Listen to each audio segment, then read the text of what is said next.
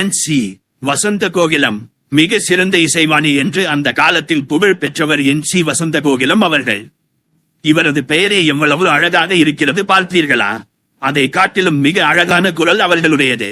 இவர் தொடக்கத்தில் நாகப்பட்டினத்தில் வசித்து வந்தார். இவர் பிறந்தது என்னவோ கேரளாவில் இரிஞ்சாலக்குடா என்கிற ஊரில் தான். ஆனால் வளர்ந்தது பூராவும் சொந்த மாநிலமாகிய தமிழ்நாட்டில் தான். இவரது தந்தையின் பெயர் சந்திரசேகர ஐயர். அவர் ஹரிகதா காலட்சேபம் செய்வதில் புகழ் பெற்ற ஒருவர். வசந்தகோகிலம் ஆரம்பத்தில் ஜலால் கோபால் ஐயரிடம் பயின்றார். இவரது இயற்பெயர் காமாட்சி என்பதாகும். Director K. சுப்பிரமணியம் அவர்கள் தான் இவருக்கு பெயர் சூட்டினார். சொந்த ஊரான நாகப்பட்டினத்தினை குறிக்கும் வகையில் என் என்றும் இவரது தந்தையின் பெயரான சந்திரசேகரை குறிக்கும் சி என்றும் ஆக்கி இவரது பெயரினை என்.சி. வசந்தகோகிலம் என்று மாற்றி வைத்தார். இவரது குரலில் உள்ள மென்மை எல்லோராலும் போற்றப்படும் ஒன்றாகும்.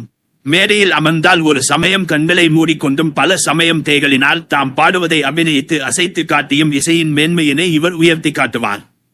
இவரது முதல் திருமண வாழ்வு தோல்வியில் முடிவுற்றது. பிறகு இவர் திரைப்பட துறையினை சார்ந்தவருமான வக்கீலுமான சி.கே. சதாசிவம் என்கிறவரை சாட்சி என்றழைக்கப்படுபவர் மணந்தார். இவரது முதல் கச்சேரிக்கு தலைமை வகித்தது யார் தெரியுமா? அரியக்குடி ராமானுஜ ஐயங்கார் அவர்கள். இந்த கச்சேரி மியூசிக் அகாடமியில் 1938ஆம் ஆண்டு நடைபெற்றது. அன்று தொடங்கிய அவரது கச்சேரி வாழ்நாள் முழுவதும் நீடித்தது. மைசூர் மகாராஜா அவர்கள் இவரது இசையினை விரும்பி கேட்பார். இந்தியன் பைன் ஆர்ட்ஸ் சொசைட்டி இவருக்கு பல வாய்ப்புகளினை தந்து மரியாதை செலுத்தியது. திருநெல்வேலியில் இருந்த நெல்லை சங்கீத சபா இவருக்கு பல வாய்ப்புகளினை விடாமல் தந்து கொண்டே இருந்தது. தமிழ்நாடெங்கிலும் இவர் பாடாத ஊர்களே இல்லை எனலாம். ஒரு காலத்தில் இவரது பெயர் மிக மிக உன்னத கட்டத்துக்கு உயர்ந்தது. சில சங்கீதக்காரர்கள் இவர் மீது பொறாமை கொண்டதும் உண்டு.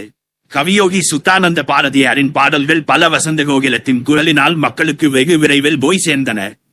தமிழ் இசை சங்கத்தில் இவர் பாட தவறியதே இல்லை. தியாகராஜர் ஆராதனை விழாவில் திருமதி வசந்தகோகிலம் 1942 முதல் 1951 வரை பாடிக்கொண்டிருந்தார். இளம் இசைக்கலைஞர்களை ஊக்குவிப்பதில் மிகவும் அக்கறை காட்டுவார் வசந்தகோகிலம் அவர்கள். இவரால் வழிகாட்டப்பட்டவர்கள் திருவாரூர் பி.ஆர். திலகம் என்பவரும் ஆண்டாள் என்பவரும் மிகவும் முக்கியமானவர்கள். இவரது பாடல்களில் தாய் தந்தை இருந்தால் உனக்கின்ற தாழ்வெல்லாம் வருமோ ஐயா என்ற பாடல் வெகு பிரபலம் எனலாம். இவரை சில பட தயாரிப்பாளர்கள் தங்களது படங்களில் பாடி நடிக்க அழைத்ததுண்டு. ஆயினும் 1-2 படங்களோடு அதை நிறுத்திக் கொண்டு மேடை கச்சேரிகளில் கவனம் செலுத்தினார் திருமதி என்.சி. வசந்தகோகிலம் அவர்கள். இசையுலகில் பல சாதனை புரிந்து பலருக்கும் வழிகாட்டியாக விளங்கி ரசிகர்கள் நெஞ்சத்தில் நீங்கா இடம் கொண்ட மரியாதைக்குரிய திருமதி என்.சி. வசந்தகோகிலம் அவர்கள் நவம்பர் 7, 1951 அன்று காலமானார். இசையரசியாக திகழ்ந்த அவர் மறைந்தாலும் அவரது இனிய கீதங்கள் என்றும் நமது செவிகளில் நுழைந்து மனதினுள் அமைதியையும் ஆனந்தத்தினையும் வாரி வழங்கி வருகிறது.